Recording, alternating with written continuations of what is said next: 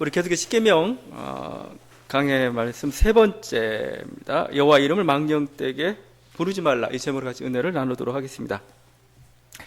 제 3계명 여호와의 이름을 망령되게 일컫지 말라, 부르지 말라, 함부로 부르지 말라, 이거죠. 이스라엘 사람들은 이 말씀을 정말 철저히 지켰습니다. 여러분도 잘 알듯이 이 여호와라는 그 단어, 그러니까 하나님의 이름을 망령되게 일컬 수 없으니까 여호와라는 단어가 나오면은 그걸 부를 수가 없는 겁니다. 그래서 아도나이, 나의 주님 이렇게 하고 넘어갔습니다. 그러니까 나의 주님, 나의 주님 이렇게 한 거죠. 여러분도 우리 히브리어 성경을 읽을 때는 야훼, 여호와 이렇게 딱 나오면은 발음하면 안 됩니다. 그냥 아도나이 하고 딱 읽어야 됩니다.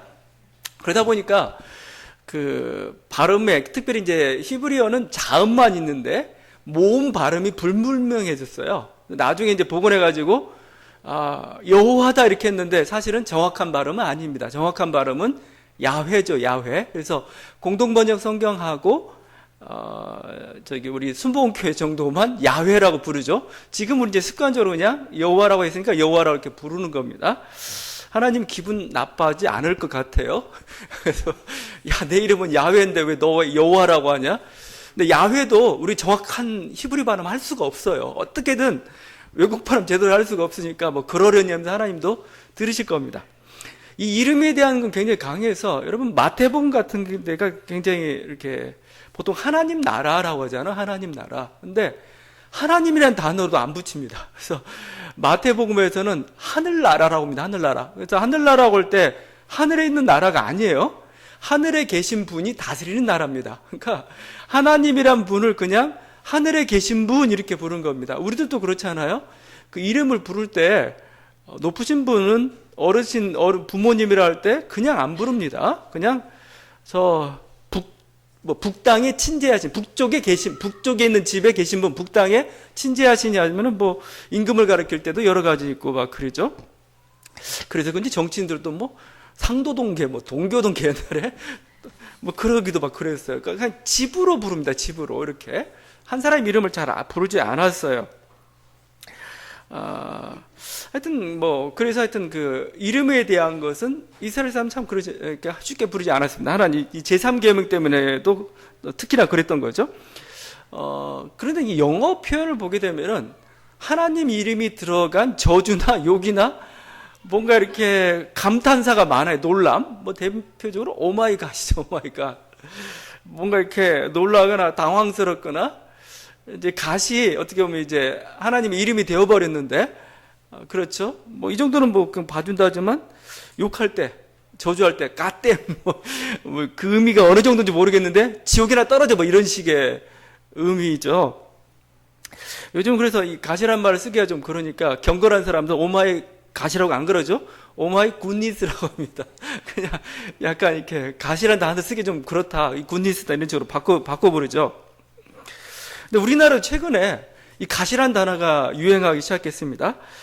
그 대단하다는 그 뜻을 의미해서 그 성 대신 갓을 붙입니다. 갓영민. 저한테 갓종철할 수가 있습니다. 뭐냐면은 대단하다는 겁니다. 뭔가 설교가 대단하다든지 능력이 대단하다 해서 갓이란 단어, 좀 불경스럽지만 하여튼 갓이란 단어를 많이 써가지고 이제 높여 부르죠. 자, 그렇다면 제가 이렇게 얘기하고 있는데 제3계명의 정확한 의미가 뭐냐 이겁니다. 그냥 여호와의 이름만 조심해서 부르면 되냐? 갓이란 단어만 우리가 남발하지 않으면 되는 거냐? 물론 우리가 언어 사용을 조심해야 됩니다. 그러면 단순히 언어 사용 정도냐? 그게 아니라는 겁니다. 이 하나님의 이름이라고 할 때 여러분이 좀 그걸 잘 아셔야 되는데, 제가 여러 번 말씀드린 것 같은데, 이름이라는 것은 존재 그 자체를 가리키는 겁니다. 그래서, 고대 사회에서 신의 이름은 잘 안 가르쳐 줘요. 왜냐하면 신의 이름을 알면은 신을 통제하기도 하려니만 그 신의 이름으로 능력을 행할 수가 있는 겁니다. 축복도 행할 수도 있고, 저주도 행할 수도 있고 해가지고, 신의 이름은 잘 안 가르쳐 줘요. 이렇게. 그래서 비밀스럽게 이렇게 쌓여져 있는 게 신의 이름이고, 내가 신의 이름을 안다는 건 그 존재를 안다는 겁니다.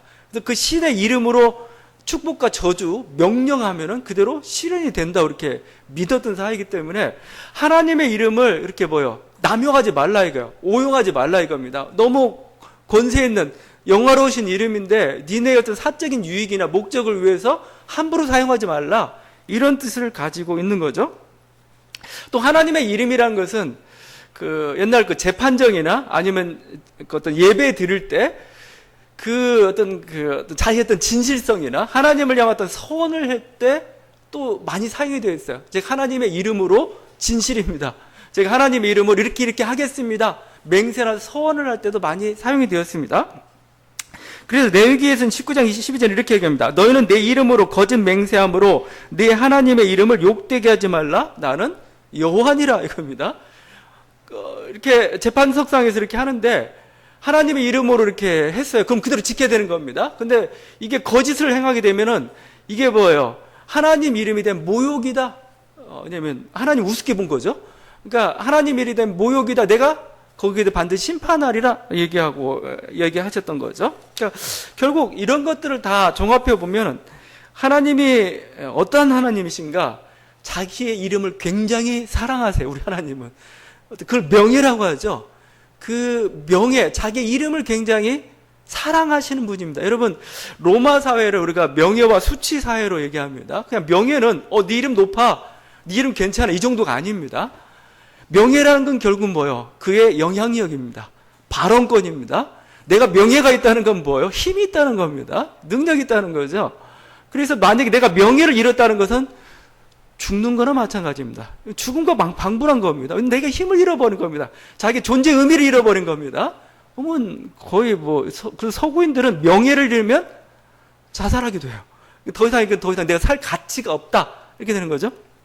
근데 우리 하나님은 명예에 대해 굉장히 민감한 분입니다. 그래서 결국 저는 제 3계명을 이렇게 해석하고 싶어요. 니네가 하나님을 오용함으로써 하나님의 명예를 실추시키지 말라 이겁니다. 하나님의 이름을 망령되이 이끌지 말라. 이건 사술부터 맹세부터 시작해가지고 그 어떠한 것에서든 하나님의 이름을 남용하거나 헛되이 써가지고 하나님의 명예를 실추시키지 말라. 이게 담긴 그 본뜻이라 저는 이렇게 생각을 합니다. 여러분, 하나님이 이스라엘을 출애굽시켰죠? 출애굽시킨 일을 우리가 여러 가지로 막 얘기합니다. 이스라엘의 어떤 하나님을 향한 언약을 지키기 위해서, 뭔가 이제 억압해서 어떤 생명의 공동체로 이끌기 위해서, 가난한 자들을 사랑하셔서 얘기하고 있는데, 결정적인 이유 가운데 하나가 뭐냐면 하나님의 명예 때문에 그렇습니다. 왜 이스라엘 출애굽시켰느냐? 하나님의 명예인데, 출애굽기 9장 16절입니다. 이렇게 얘기합니다. 내가 너를 세웠음은 나의 능력을 내게 보이고 내 이름이 온 천하에 전파되게 하려 하였습니다. 이거죠.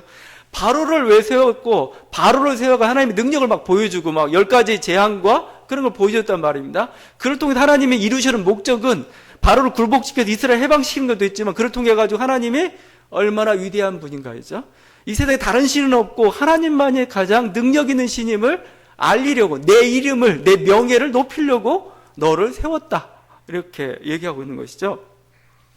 그러니까 하나님의 이름은 얼마나 영광스러운 거고, 하나님의 그 이름에 대해서 얼마나 하나님은 영광스럽게 생각하고 있는 건지, 또 우리가 하나님의 그 이름을, 하나님의 명예를 높여드리는 그 일이 얼마나 소중한지에 대해서 지금 계속해서 이렇게 말씀하고 있는 것이죠.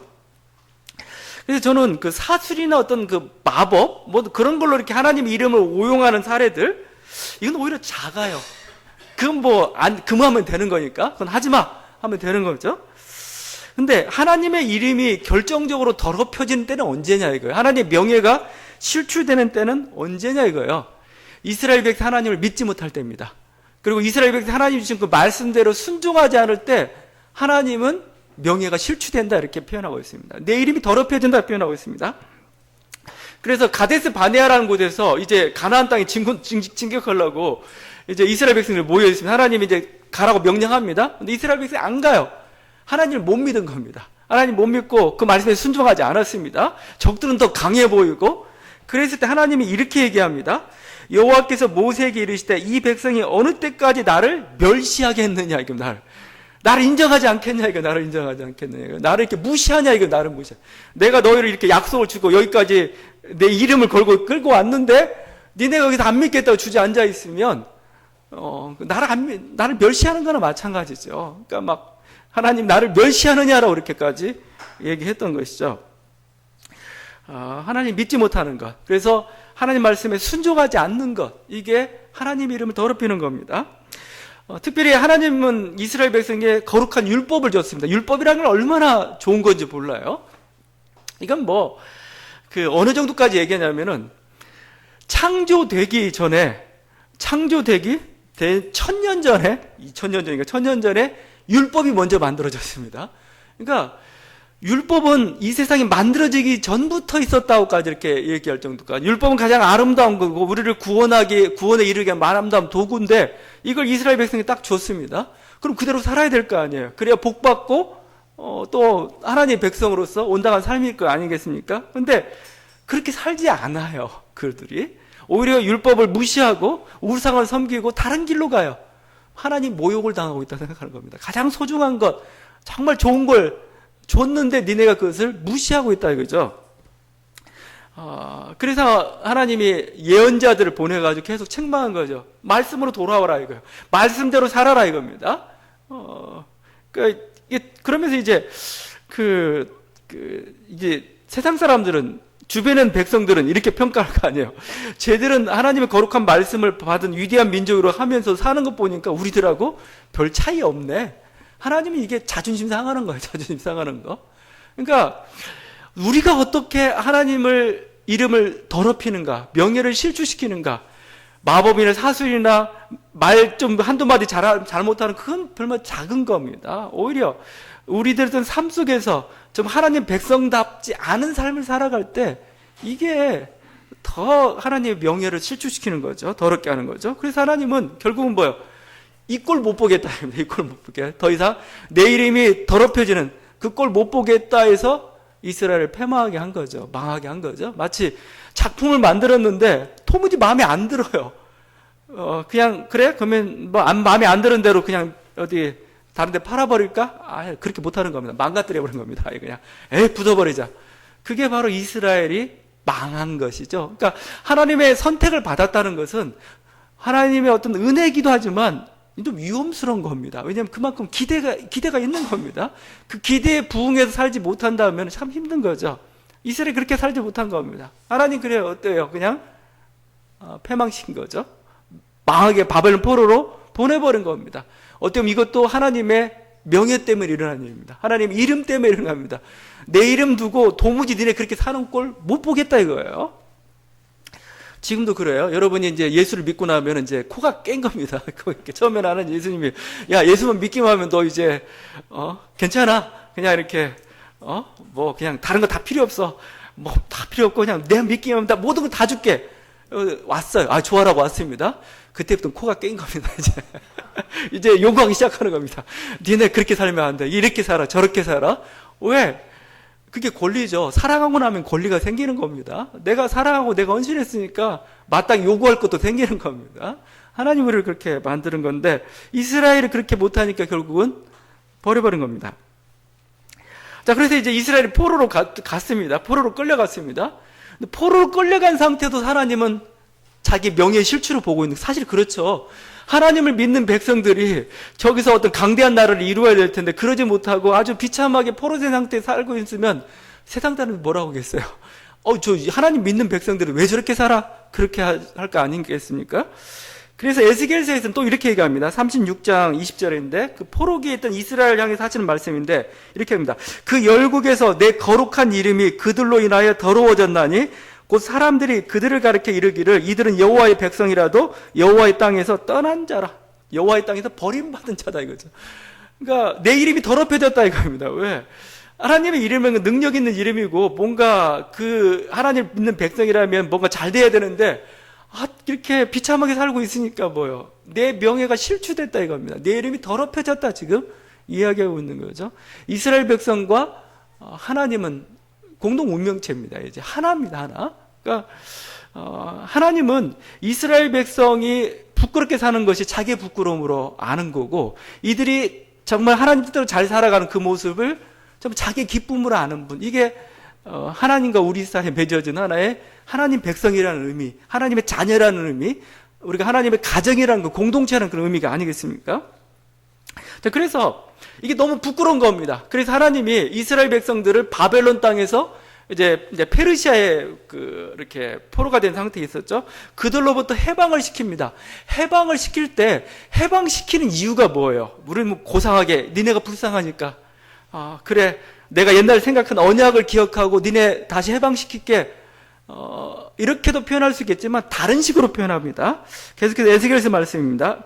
36장 21절과 22절인데, 그러나 이스라엘 족속이 들어간 그 열국에서 더럽힌 내 거룩한 이름을 내가 아꼈노라. 그러므로 너는 이스라엘 족속에 이르기를 주 여호와의 말씀에 이스라엘 족속아 내가 이렇게 행함은 너희를 위함이 아니요 너희가 들어간 그 열국에서 더럽힌 나의 거룩한 이름을 위함이라. 내가 너희를 구원해내는데 니네 불쌍해서가 아니고 내 이름 때문에. 이게 도무지 내 이름 망가지는 거 못 견디겠다 이겁니다. 그래서 니네를 다시 구원시키겠다, 해방시키겠다 이거죠. 그래서 하나님이 얼마나 명예를 사랑하시는지, 여러분도 하나님의 자녀가 되었기 때문에 잘 될 수밖에 없어요.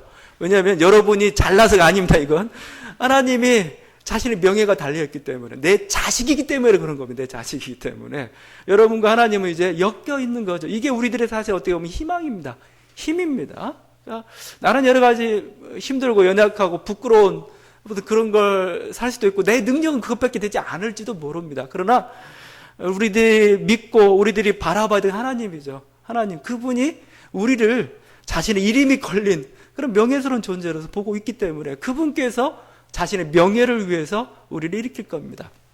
그래서 이스라엘 백성들의 기도가 그런 겁니다. 하나님, 저희는 참 부족합니다. 하나님, 뭐 저희를 봐서 뭐가 있겠습니까? 그러나 당신의 이름을 위하여서 당신은 행동하십시오. 당신은 구원하십시오.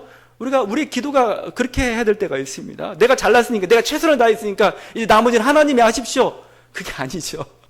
저는 부족하고 연약하지만 당신의 이름을 위해서, 당신의 영광을 위해서 당신은 지금 행동하십시오. 우리의 기도에 대해서 응답해 주십시오.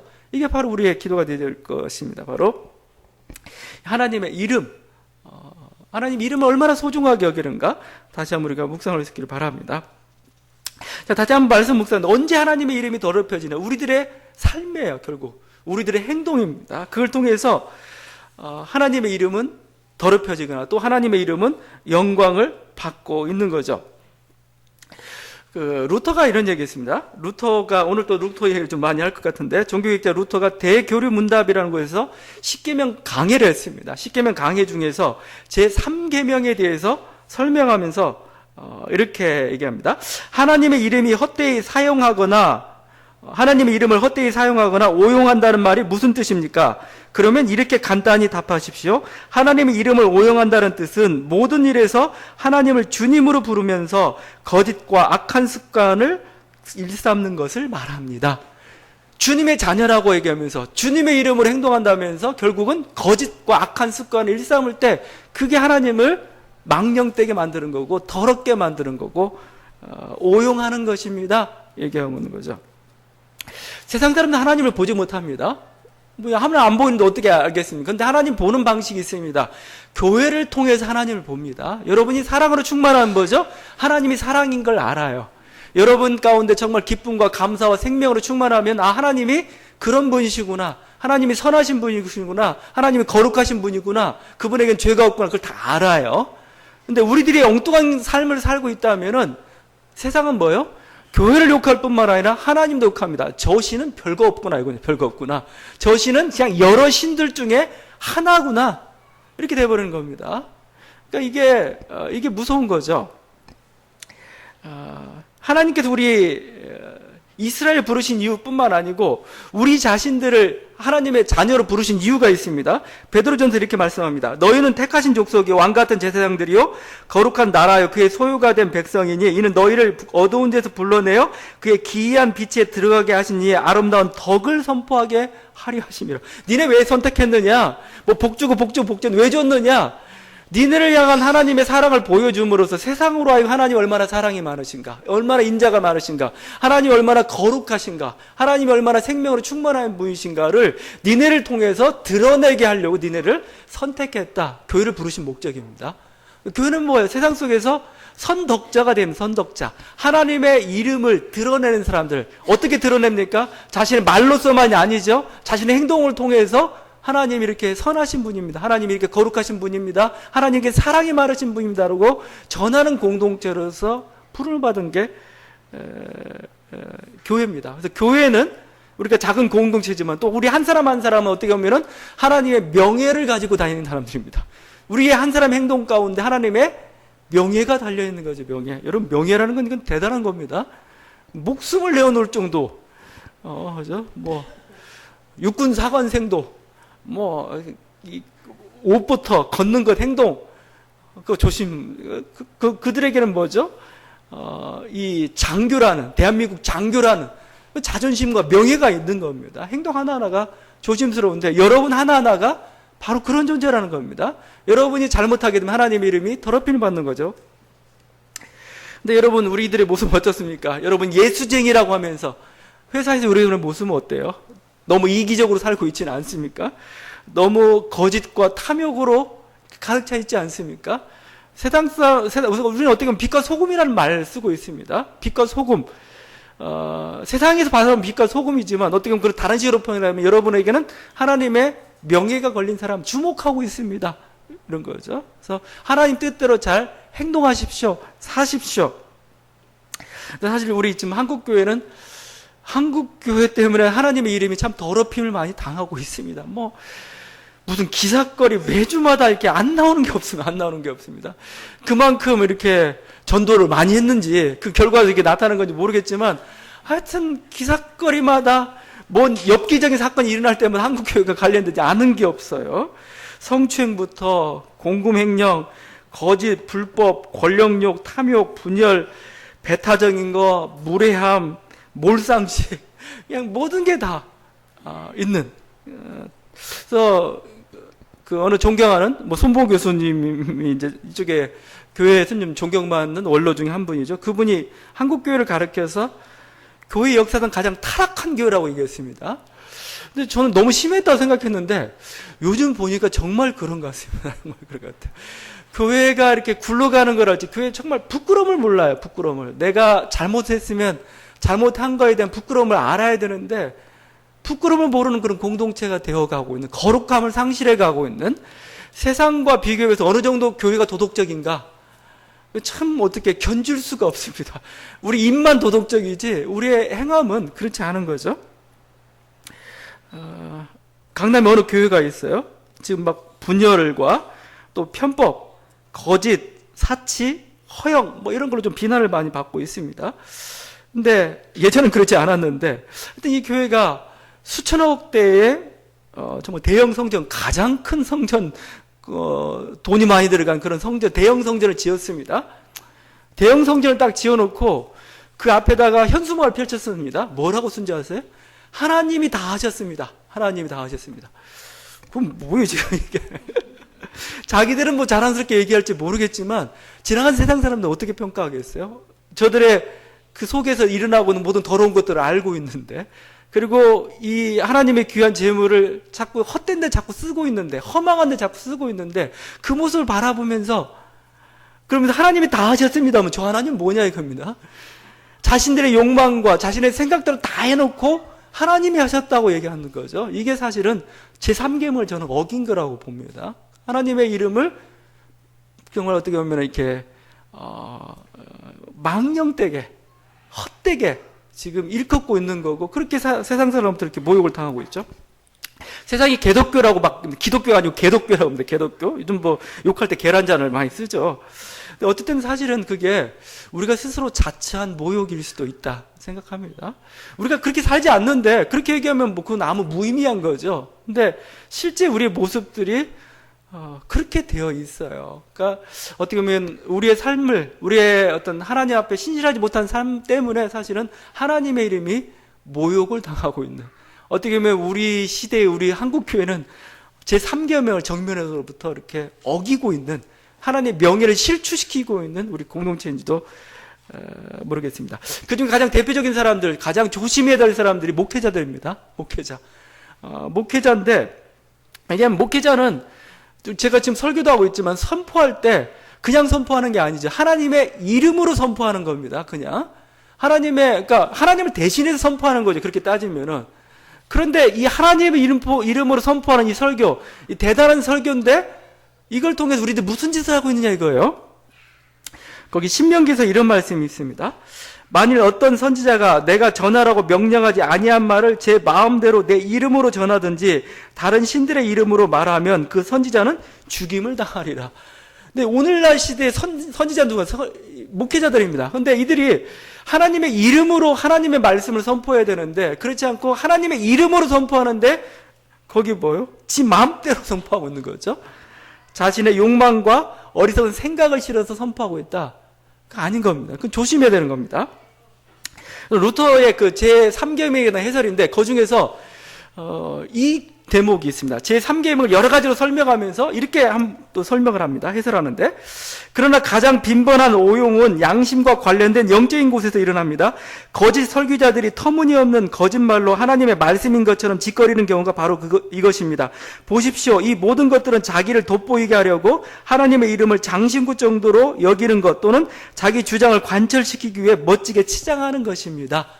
그러니까 이게 하나님 말씀을 선포하는 설교자들이 조심해야 될 겁니다. 그러니까 이게 정말 하나님의 뜻인가 이죠? 항상 자기가 숙고해 봐야 되고 하나님의 뜻에 입각해서 말씀을 선포해야 돼요. 근데 한국 교회는 정말 그런가 이거예요. 한국 교회는 자기 생각이 너무 강해요. 자기 이념들이 너무나 강하고 하나님 이름으로 강단에서 축복과 저주를 선포할 때가 참 많이 있습니다. 그러니까 그건 아니죠. 그건 조심해야 될 부분입니다. 제3계명을 지금 어기고 있는 겁니다. 그렇다면은 여러분 이게 하나님의 말씀인지 아니면 자기 생각을 섞고 있는 건지 여러분도 판단해 봐야 됩니다. 여러분도 저는 하나님을 어떻게 보면 평신도를 대표해서 하나님의 말씀을 대신 전하는 입술이죠. 근데 그 전하는 입술이 제대로 하나님 말씀을 선포하고 있는가 여러분은 평가해 볼 자격이 있습니다. 그래서 이게 하나님의 정말 말씀이냐? 교회라는 공동체가 그런 권리를 가지고 있습니다. 마땅히 그래야 되는 것이죠. 그리고 성경에 비춰봐야 되는 거죠. 정말 성경에 맞는 말씀인가? 그리고 또 교회 공동체가 이게 정말 하나님의 말씀인가? 서로가 평가를 해봐야 됩니다. 근데 그렇지 않고 무비판적으로 막 여기서 들어요. 그냥 저건 이제 목회자가 말한 말이니까 강단에서 한 말이고 모두가 하나님 말씀이야. 아닙니다. 조심해야 됩니다. 여러분도 평가를 해봐야 됩니다. 어떻게 보면은 이 강단에서 가장 많이 제3계명이 오용하고 있을지도 모릅니다. 하나님의 이름으로 자기 생각을 선포하죠. 이게 망령되게 하나님을 만드는 겁니다. 우리 항상 조심해야 될 그 부분이고 우리들이 이 부분을 잘 못하고 있는 겁니다. 제가 하나님과 이름에 관련돼 가지고 맹세라는 부분 한번 좀 같이 좀 다뤄보고 싶어요. 그 맹세나 서원할 때 항상 하나님의 이름으로 합니다. 하나님 이름 앞에 이건 진실입니다. 제가 이렇게 하기로 결단합니다. 이렇게 하는 거죠.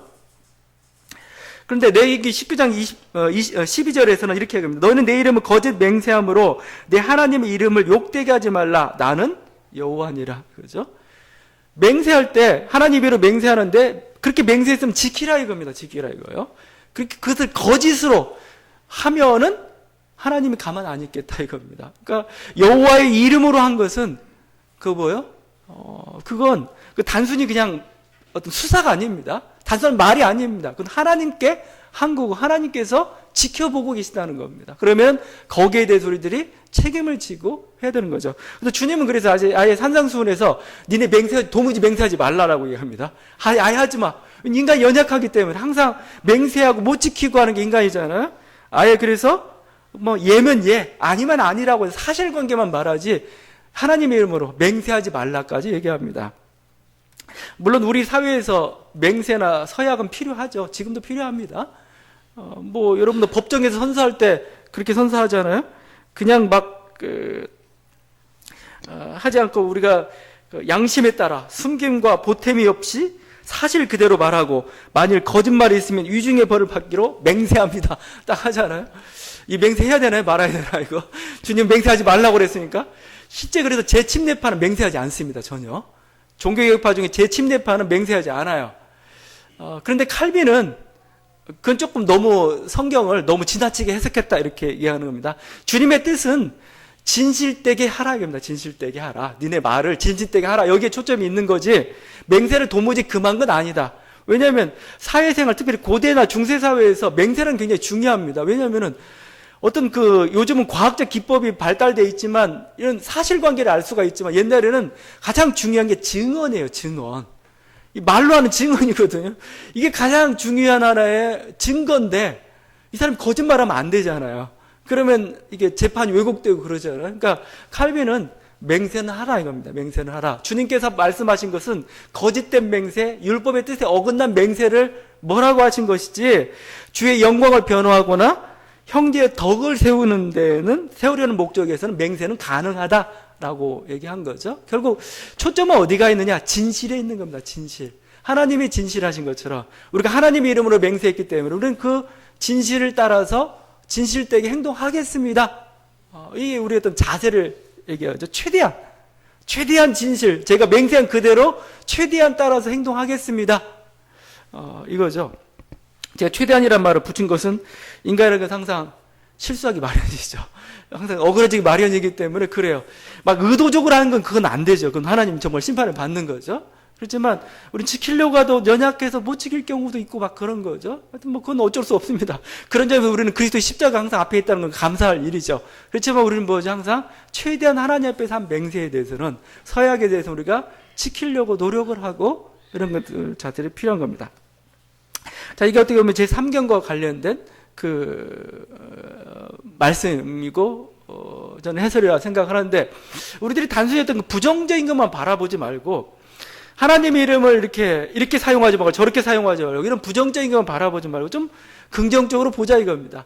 우리 주님께서 이름을 주신 이유가 뭡니까? 너희들에게 여호와라는 이름을 가르쳐 준 이유가 뭡니까? 첫 번째는 찬양이죠. 이 이름 가지고 찬양이라 이겁니다. 찬양. 시편 69편 3절입니다.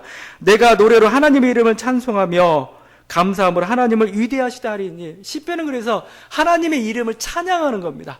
어떤 그 기적과 능력과 여러 가지 그 뜻을 통해서 하나님께서 얼마만큼 위대하신가, 하나님 얼마나 능력이 많으신가, 하나님 얼마나 인자하신가를 찬양하는 거죠. 하나님 이름을 찬양하도록 우리에게 그 이름을 우리에게 주셨습니다. 두 번째로 또 결정적인 것 중 하나가 우리로 기도하도록 이름을 주신 겁니다. 니네 왜 내 이름을 줬느냐? 이 이름 가지고 이제 기도하라 이겁니다. 여러분 우리 제의나 종교에서 가장 중요한 건 기도잖아요.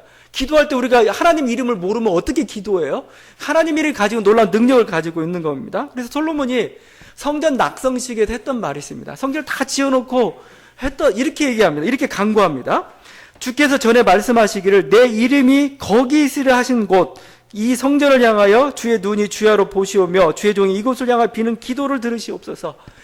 성전은 뭐냐? 주님의 이름이 있는 곳입니다. 주님의 이름이 있는 곳, 주님의 명예가 있는 곳입니다. 그래서 주님은 저희가 이 성전을 향하여 기도할 테니까 그 기도를 응답해 주십시오라고 한 겁니다. 그에 대해서 하나님께서 꿈속에 나타나가지고 이 솔로몬에게 이런 말씀을 줍니다.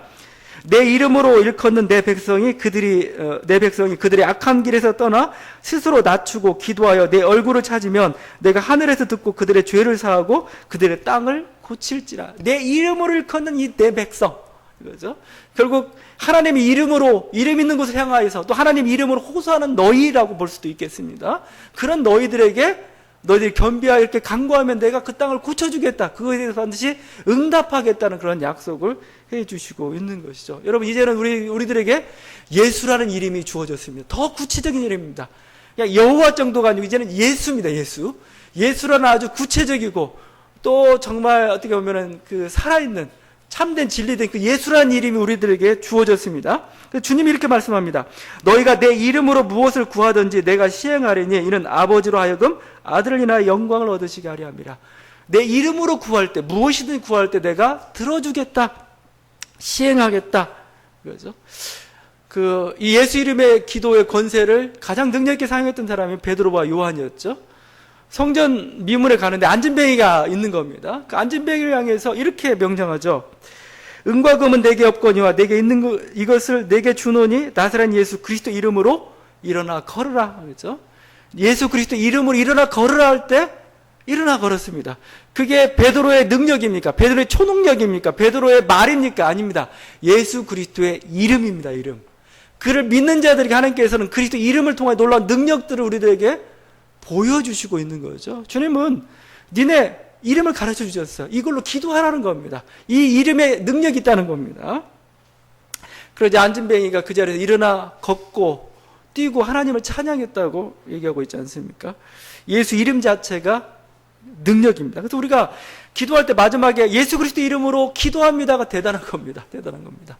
이게 바로 우리들의 능력을 가져다 주는 겁니다. 나의 막 유리한 말, 내가 막 하나님을 설득할 정도의 어떤 달변, 그게 우리들에게 능력을 가져다 주는 건 아니에요. 내가 어눌할지도 모릅니다. 내가 그냥 한마디 말도 못할지도 모르나. 그러나 예수 그리스도 이름으로 기도할 때 하나님께서는 들어주신다고 말씀하고 있는 거죠. 이게 놀라운 그 능력입니다.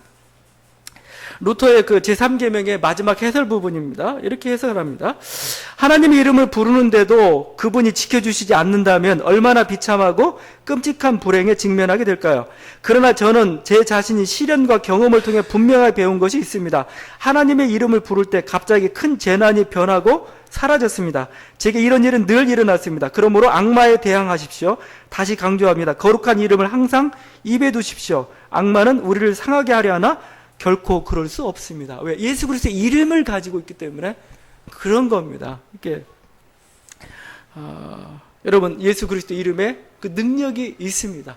우리가 제3계명을 이리 지킬까 저리 어길까 그것을 염려하기보다는 주께 주신 그 놀라운 그 이름을 왜 주셨는가? 찬양하라고 주셨고 기도하라고 주셨고 또 이를 통해서 너희가 능력 있는 삶을 살아가라고 주께서 주신 이름이거든요. 여러분 제3계명을 좀 더 적극적으로 활용할 수 있기를 바랍니다. 여러분의 삶을 통해서 예수 그리스도의 이름을 드러내는 하나님의 이름을 빛나게 하는 그런 사람이 될 뿐만 아니라 예수 그리스도의 그 이름의 그 능력으로 말미암아서 하나님께서 주신 놀라운 그 복과 정말 참된 능력을 행할 수 있는 저와 여러분 되기를 간절히 바랍니다. 같이 기도하도록 하겠습니다. 우리 기도할 때 다시 한번 하나님께서 우리들에게 귀한 이름을 주셨습니다. 놀라운 이름입니다. 그건 하나님 자체십니다. 하나님의 어떤 정말 명예가 달린 그게 바로 이름입니다. 그것을 주셨습니다. 하나님 명예가 달렸기 때문에 여러분이 하나님의 이름으로 기도할 때 하나님께서는 다 들어주십니다. 여러분이 삶 속에서 어리석은 행동을 할 때 하나님은 오히려 모욕을 당하시는 그런 분이십니다. 다시 한번 하나님 이름을 주신 우리 하나님을 찬양하고 또 그 하나님의 이름에 합당한 삶을 살게 해주십시오. 예수 그리스도 그 이름의 권세를 사용하게 같이 기도를 하겠습니다.